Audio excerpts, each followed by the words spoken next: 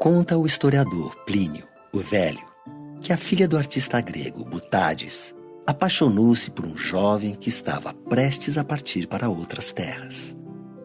Para fixar na memória a imagem do amante, ela decidiu fazer um retrato dele. Com auxílio de uma luz, projetou a sombra do jovem na parede e a contornou com carvão. Esse célebre contorno é considerado a origem do desenho. Não importa se essa história aconteceu realmente. Ela é o que chamamos de mito, ou seja, uma história inventada pelo homem para explicar a origem de alguma coisa. O mito que acabamos de ver ensina que o desenho está ligado à memória, pois ele nos faz lembrar de algo ou alguém que está distante.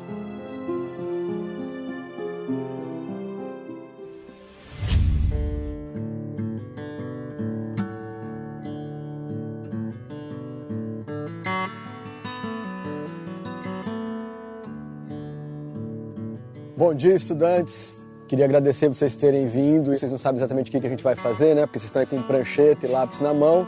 Mas hoje a nossa atividade é uma atividade de desenho. Vamos desenhar, então, um desenho livre. Nossa, eu não sei desenhar nada. Desenhar é difícil, eu acho que é só pra quem tem um dom mesmo. Será que eu consigo fazer? Pra você é muito difícil. O meu traço sai tudo torto. Pode ser que vocês tenham tido alguma dificuldade nesse primeiro desenho, porque as pessoas acham que não sabem desenhar. Todo mundo desenhou até quando era criança, numa determinada idade, mas depois parou de desenhar. É normalmente esse desenho que aparece quando a gente pede para fazer um desenho livre. Então agora a gente vai experimentar um pouco alguns exercícios de desenho. Queria pedir para vocês distribuírem no papel pontos sobre esse papel em branco que vocês estão agora. Sem pensar nem ficar com medo, vocês vão ligar aleatoriamente, do jeito que vier na cabeça, esses pontos aí, produzindo formas abstratas.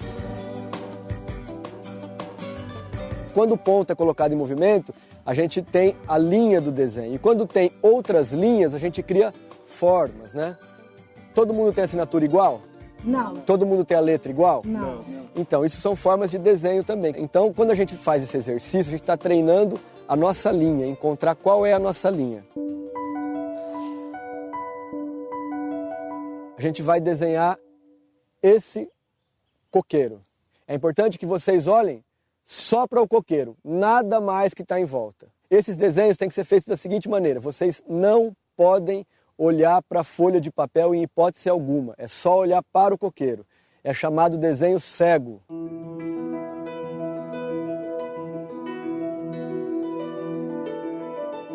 Mão, lápis, papel, olho, cérebro.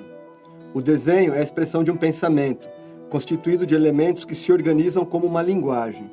Esse exercício ajuda você a perceber melhor o que acontece quando a gente desenha. Separando essa ideia de cérebro da mão e do olhar, a gente suspende um pouco a crítica, né? O medo de desenhar, né? Então, quando eu não fico olhando o que eu estou fazendo, eu paro de ficar criticando o tempo todo e falando assim, meu desenho está ficando feio, meu desenho está ficando feio. E aí eu vou esquecendo disso. Não importa se vai ficar igual um coqueiro de verdade, mas o que importa é perceber a linha dela, né? Olha como ela tem segurança agora com a linha. Meu nome é Rose, sou aluna da EJA. Desenhar? Tem como aprender? Você disse que tem dificuldade para desenhar, né? Praticamente não desenho nada. As pessoas dizem que não sabem desenhar. Vamos dar uma olhada de onde vem essa ideia? Todas as culturas produzem desenhos, como os grafismos que os índios fazem sobre a pele, como os motivos geométricos e florais característicos da cultura árabe. Na nossa cultura existe um modelo de desenhar bem, né? Um modelo que tem a ver com fazer as formas figurativas, né? Reproduzir a natureza, né?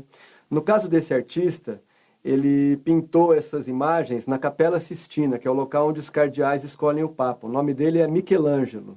Ele desenhava, ele fazia vários estudos para produzir um corpo humano que fosse idealizado, para depois traduzir isso em pintura. Ele usou várias técnicas e regras de composição em busca de criar simetria, harmonia e proporção entre as partes do corpo humano.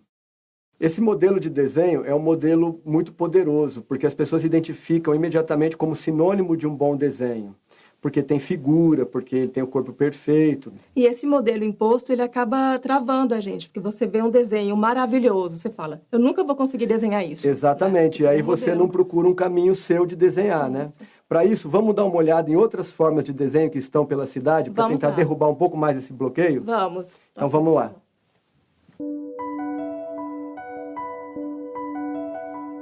Normalmente a gente pensa que desenho é só lápis sobre papel. Mas aqui não tem lápis e papel. Porque para fazer desenho a gente pode usar várias técnicas, vários materiais e vários suportes. Quando estamos na praia, podemos riscar a areia com uma vareta. Ou usar um pedacinho de carvão do churrasco e desenhar no chão ou numa pedra. Podemos pegar um objeto de metal e escavar na madeira. Na tela do computador, basta um toque. Podemos, inclusive, produzir desenhos usando fios de cabelo. Esses desenhos são grafites, né? E eles são feitos sobre a parede usando jato de tinta, spray, né? Esse desenho tem bastante forma, né? Isso, no grafite, os grafiteiros têm uma liberdade de criar os seus desenhos. E o desenho pode seguir vários caminhos diferentes. Essa é a ideia que os grafiteiros têm de expressar sua arte pela cidade.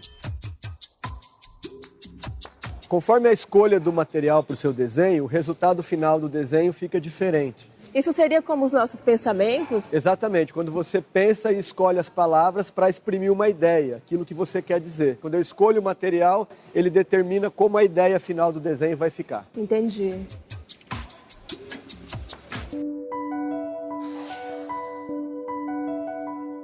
Se a gente for parar para pensar, o tempo todo a gente está produzindo um desenho. Mas como assim um desenho? Fazendo uma metáfora com o movimento, com o nosso deslocamento, quando a gente coloca o nosso corpo em movimento, a gente vai produzindo uma linha. Por exemplo, você, na hora que estava na sua casa, era um ponto.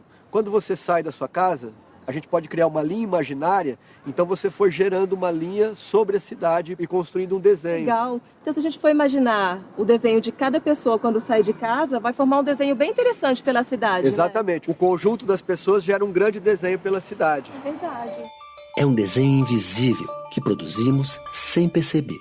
O homem vem desenhando há séculos sobre a superfície do planeta Terra. Vistas do alto, lavouras, estradas, cidades formam desenhos que transformam a paisagem natural e marcam a ocupação do espaço. Nem precisa ir tão longe. Basta olhar ao redor e prestar atenção nos lugares que percorremos todos os dias. Na origem de todas as coisas feitas pelo homem, há um desenho. Observe o Teatro Municipal, uma construção do começo do século passado. Imagine uma linha contornando o prédio. Um desenho invisível que define um tipo específico de construção. É muito bonito, né? De que época é, professor? É do início do século XX, essa obra. É uma arquitetura que se convencionou chamar de arquitetura eclética, que era muito usada na Europa. E você mistura vários períodos, né? Sim. Período renascentista, Art Nouveau. Tem estátuas, as colunas são diferentes. Ele foi feito pelo arquiteto Ramos de Azevedo, que inclusive dá nome a essa praça. Interessante. Agora, vamos ver outro monumento de São Paulo. O Memorial da América Latina, projetado pelo arquiteto Oscar Niemeyer. Imagine a linha ao redor. E vamos desenhar.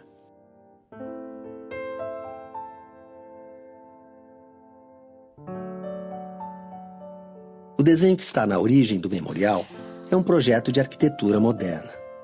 Já o desenho que está por trás do Teatro Municipal é um projeto que segue um estilo mais antigo, muito apreciado no século XIX.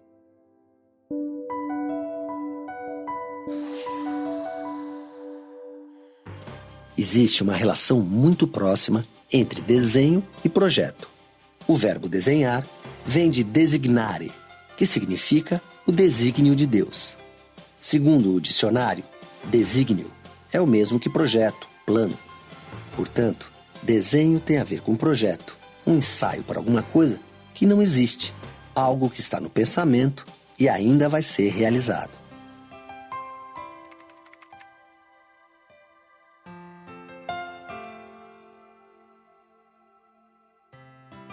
Aqui é o gabinete de desenho. Tem um acervo grande de desenho e de várias técnicas e materiais e de artistas que foram importantes, que trabalharam com essa linguagem na arte brasileira. É uma expressão matemática, né? Você é um matemático pensando em forma de desenho, né? Então existe desenho até na matemática, né? É. Nessa sala a gente tem poesias visuais, projetos de música. O que está escrito aí? Volve, volve, volve, volve, desenvolve. É assim que se faz história em quadrinhos? Tem uma sequência aqui. Exatamente. Uma história em quadrinhos começa dos estudos dos personagens. Nesse caso aqui ele está estudando o cachorro. Interessante essa parede porque dá para a gente ver justamente isso. Todo o processo de se criar uma história até chegar no produto final. O artista que fez isso é um diretor de cinema chamado Glauber Rocha. Foi muito importante no Brasil. Primeiro ele fez o roteiro, depois o desenho. Exatamente. Depois ele desenha, criando uma simulação do que vai ser filmado, para depois fazer a sequência toda. Desenhos que são feitos antes de você gerar um produto, né? Nesse caso, o produto é o cinema. É o cinema.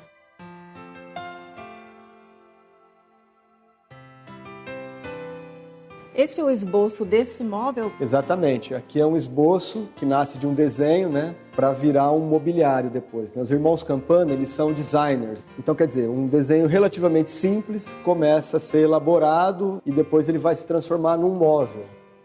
Lindo, né? Tem até a ver com o projeto que você está fazendo, né? Tem um desenho já. Posso ver? Tem um esboço. Estou treinando aquele esboço, igual aquele ali. Ah, então é esse móvel. Esse é o primeiro esboço. Tem essas formas. É isso aí, muito interessante. Depois vai ficar finalizado, não como esse, né? Mas... Espero que você venha construir ele. Vou construir, vou tentar. O desenho é o projeto, o plano que vai orientar a fabricação de um produto. Pode ser uma roupa, um automóvel, ou a planta que o arquiteto desenha para construir uma casa. Pode ser o projeto de uma embalagem. O desenho é uma linguagem e uma forma de conhecer o mundo em que vivemos. É a possibilidade que nós inventamos para testar e ensaiar tudo o que quisermos fazer e evitar erros difíceis de corrigir.